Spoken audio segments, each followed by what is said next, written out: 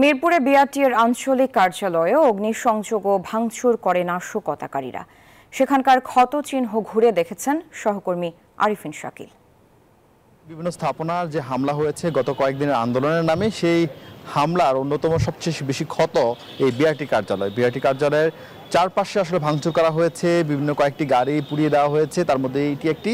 এবং এই জায়গায় গত অক্টোবরে প্রধানমন্ত্রী শেখ হাসিনা 106 কোটি টাকা দিয়ে যে আধুনিক যে গাড়ির পরীক্ষার যে জায়গা তৈরি করা হয়েছিল সেটিও ভাঙচুর করা হয়েছে। সেখানেও একটি গাড়ি ছিল, সেটিও পুড়িয়ে দেওয়া হয়েছে, সেটাকে ভিসিএ বলা হয়। এবং কর্মকর্তারা বলছেন তাদের যে ক্ষয়ক্ষতি হয়েছে তার আনুমানিক আসলে হিসাব তাদের কাছে এখন পর্যন্ত নাই।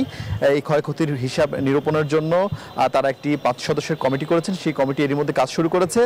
তবে পুরোদমে এই বিআরটির কার্যক্রম চালু করতে কিন্তু প্রায় দীর্ঘ সময় লাগবে এবং বলা হচ্ছে প্রত্যেকটি জিনিস যেহেতু বিদেশ থেকে আমদানি করতে হয়, সেই কারণে তাদের সময় সাপেক্ষ এই বিআরটি পুরোদমে চালু করার বিষয়।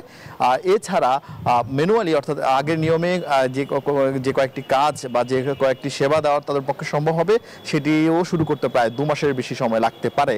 এখন পর্যন্ত আসলে বিআরটি থেকে যে লাইসেন্স ইস্যু করা হয়, গাড়ির ফিটনেস সার্টিফিকেট দেওয়া হয়, অন্যান্য যে সেবাগুলো দেওয়া হয় সেই সেবাগুলো কিন্তু বন্ধ রয়েছে। গ্রাহকরা আসছেন, ভিড় করছেন, কিন্তু তাদেরকে কর্মচারীরা তাদেরকে নিরুৎসাহিত করছেন এবং বলা হচ্ছে যে এখন আসলে কাজ করার মতো অবস্থা নেই, কারণ বিআরটির যে মূল সার্ভার সেই সার্ভার কিন্তু এর মধ্যে অনেকটাই ধ্বংস।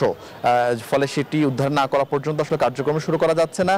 এবং বিআরটির কর্মকর্তারা তারা কিন্তু এখন অফিসে আসছেন, কিন্তু তারা যেহেতু কাজ করতে পারছেন না, যার ফলে মূল ফটকের সামনে তারা অবস্থান নিয়েছেন এবং অবস্থান নিয়ে তারা গ্রাহকদের সঙ্গে কথা বলছেন, গ্রাহকদেরকে পরবর্তী সময় যেন যোগাযোগ করে সেই তথ্য জানাচ্ছেন। শুনে আসি তারা আসলে কি বলেছিলেন।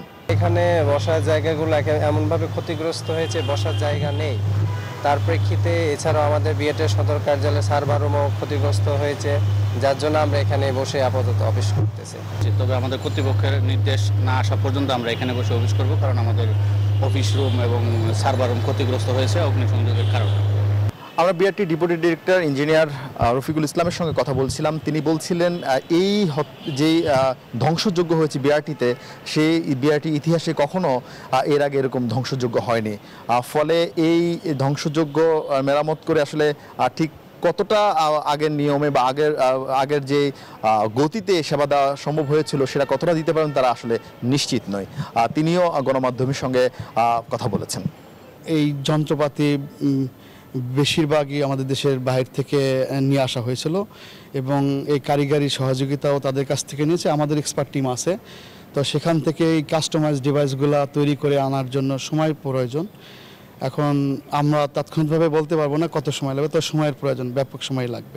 তবে এর মধ্যে একটা সুখবর রয়েছে, যাদের লাইসেন্স চলতি মাসে শেষ হচ্ছে, চলতি মাসের 17 তারিখ শেষ হচ্ছে, আর তারা কিন্তু আগামী 2 মাস তারা লাইসেন্স নবায়ন না করে চলতে পারবেন। তাদের বিরুদ্ধে বিআরটি কিংবা ট্রাফিক পুলিশের পক্ষ থেকে আসলে কোনো মামলা দেওয়া হবে না, সেই নির্দেশনা কিন্তু বিআরটির পক্ষ থেকে দেওয়া হয়েছে। সব মিলিয়ে বিআরটির যে ক্ষয়ক্ষতি হয়েছে সেই ক্ষয়ক্ষতি আকার নিঃসন্দেহে কয়েক কোটি টাকা, কিন্তু সেটা ঠিক কত এখন পর্যন্ত আসলে সেটি জানা যায়নি। অন্যান্য সরকারি প্রতিষ্ঠানের মতো বিআরটিও এই ক্ষত ঠিক কতদিন বইবেন আসলে সেটি এখন সবচেয়ে বড় বিষয়।